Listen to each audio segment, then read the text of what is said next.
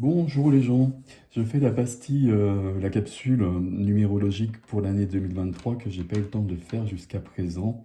Donc on va faire ça, on va juste regarder, on va juste jeter un coup d'œil. Donc 2023, évidemment, 2022 c'était une année 6, donc 2 plus 2 plus 3, on passe en année 7. Alors qu'est-ce que c'est une année universelle 7? Le 7, c'est une année qui va être plutôt en retrait. Ça ne veut pas dire qu'il va rien se passer, mais c'est une année où on est plus en soi. C'est une année où on veut apprendre des choses. Le 7, c'est quelqu'un, une énergie intellectuelle, dans un premier temps.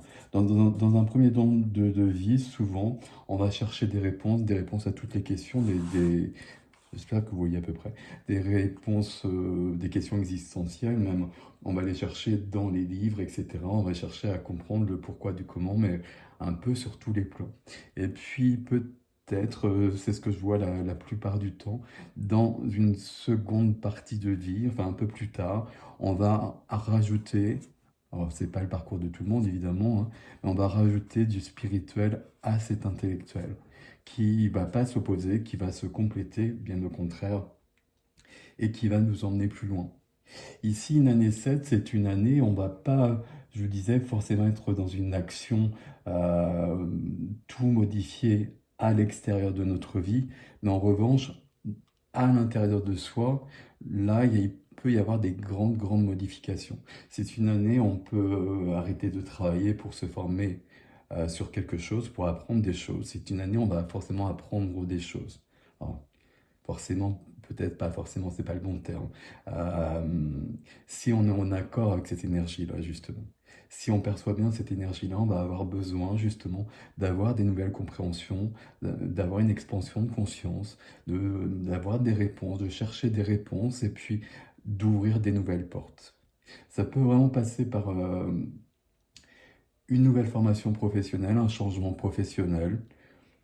Le changement professionnel, il a plutôt lieu dans ces cas-là, justement l'année 8, l'année d'après. L'année 7, c'est l'année de formation, c'est l'année où on apprend quelque chose de nouveau. L'année 7, on lit des choses, on rencontre des personnes, on se questionne, on réfléchit à sa vie. Il y a vraiment une notion comme ça d'avoir besoin d'avoir des réponses, de trouver des réponses par rapport à ce qu'on a vécu, par rapport à ce que propose le monde ou ce qu'impose le monde peut-être justement. On a besoin de comprendre, on a besoin d'avoir des réponses et puis on a besoin de retrouver ou de trouver sa place par rapport à ça.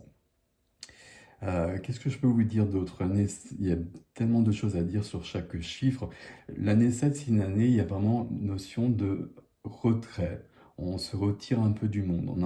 Alors, concrètement, parfois, mais en tout cas, on va avoir besoin de plages de solitude. On va avoir besoin de temps de silence. On va vraiment avoir un grand besoin de réflexion d'une manière ou d'une autre.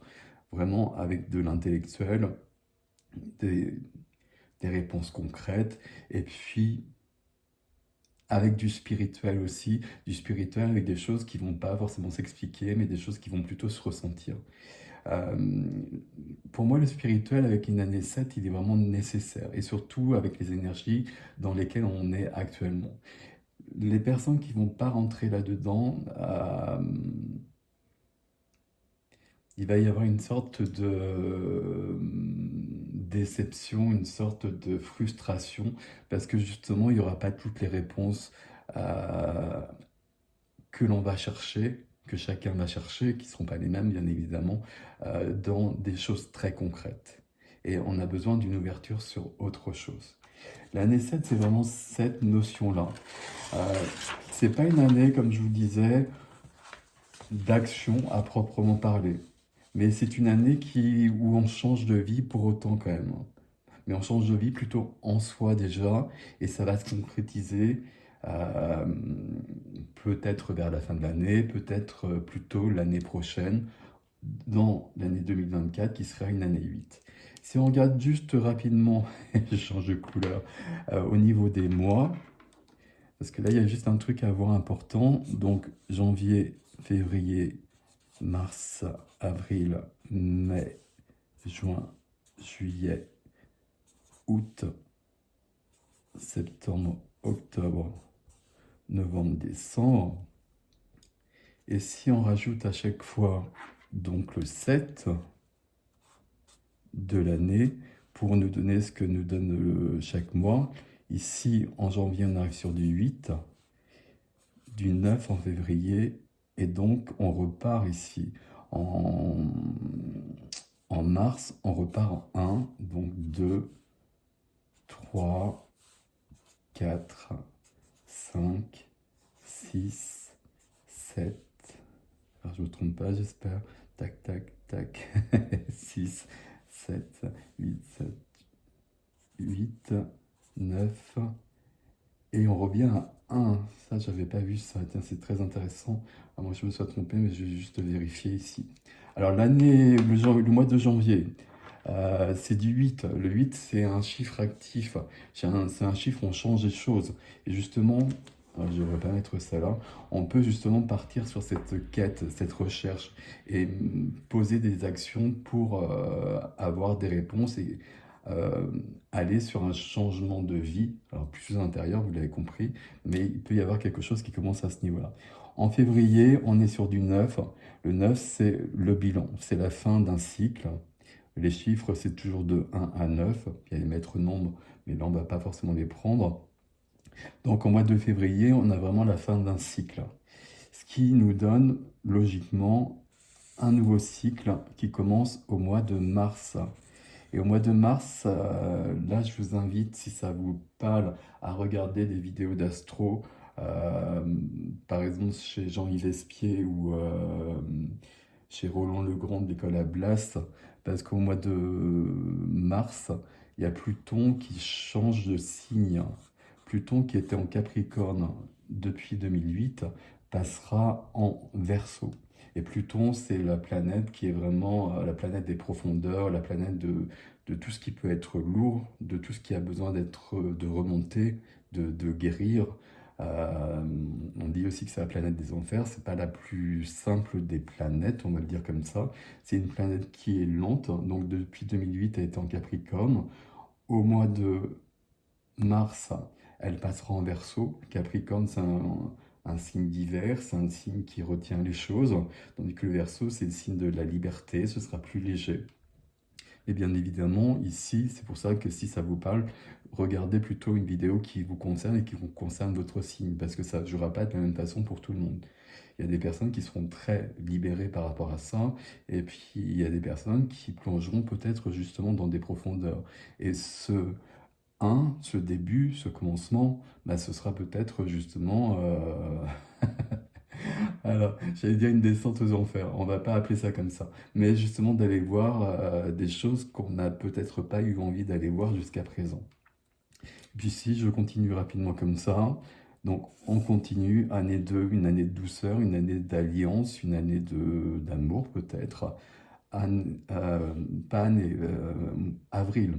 Avril de la douceur qui vient par rapport à tout ça. Au mois de mai, on est dans de la créativité, on est dans de la joie, on est dans du 3.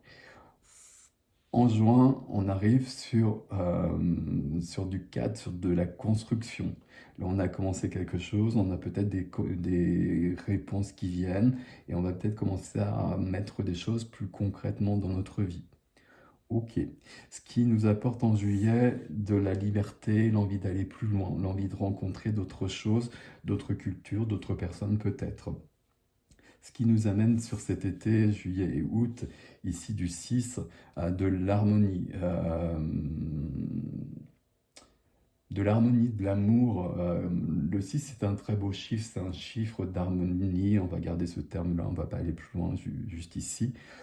Au mois de septembre, on revient sur le 7, donc le chiffre de l'année, ce qui nous fera sûrement des portails très intéressants et très puissants.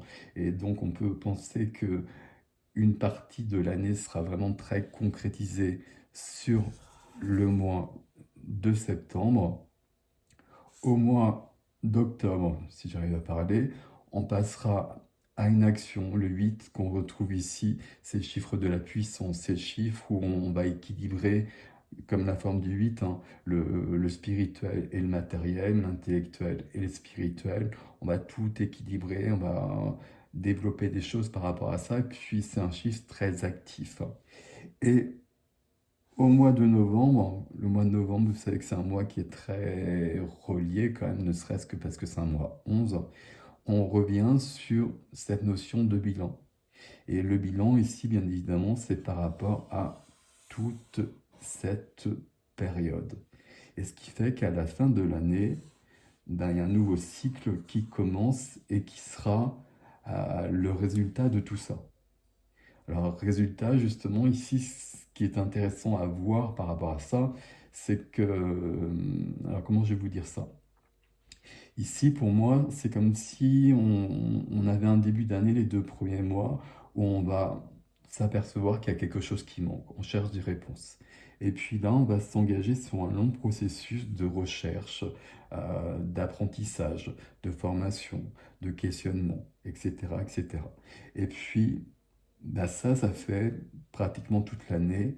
Et si ça fonctionne bien, si on est bien accordé, si on est bien aligné, je ne sais pas quel terme employer et puis comment ça fonctionne pour vous, mais en décembre, on peut penser que là, on a quand même le début de quelque chose qui vient et qui va concrétiser dans la matière tout ce qu'on a vu ici. Et là, je vous disais, c'est une action qui est intérieure, c'est un grand mouvement intérieur, c'est un grand changement intérieur, hein.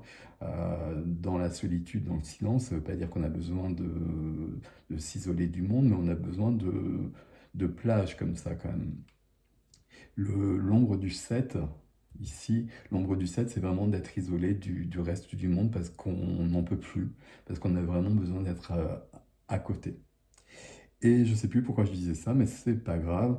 En décembre, on arrive sur du 1, et le 1 ici, bah, ça va être des grands changements qui vont augurer de 2024, année 8, une année de mouvement. Donc là, une année de mouvement dans la matière, justement. Le 8, hein, on le voit comme ça. Ici, le ciel et la terre, spirituelle et la matière, etc., etc. Et là, il y a quelque chose qui commence dès le mois de décembre. C'est tout à fait logique. Si ça vous parle au niveau des mois, vraiment, allez voir peut-être comment Pluton va se positionner par rapport à votre signe. Et où Pluton déjà est aussi dans votre carte du ciel. Donc là, ce que vous pouvez vraiment aller voir les personnes dont je vous ai parlé, et puis vous pouvez aller voir sur votre carte du ciel, sur un site comme AstroThème, voir où Pluton était lorsque vous êtes venu ici, pour voir comment il se positionne et s'il est dans quelque chose qui retient ou quelque chose qui vous emmène plus loin. Ce n'est pas tout à fait les bons termes, mais on ne va pas faire d'astrologie de toute façon. Voilà mes amis pour 2023, très très vite, hein, vous l'avez compris, mais le plus important ici, année 7. Je vais continuer dans la foulée, je vais faire l'année personnelle et puis toutes les années personnelles, comme ça vous saurez où vous en êtes et vous pourrez rajouter ça en parallèle à l'année universelle. Voilà, prenez soin de vous, à bientôt.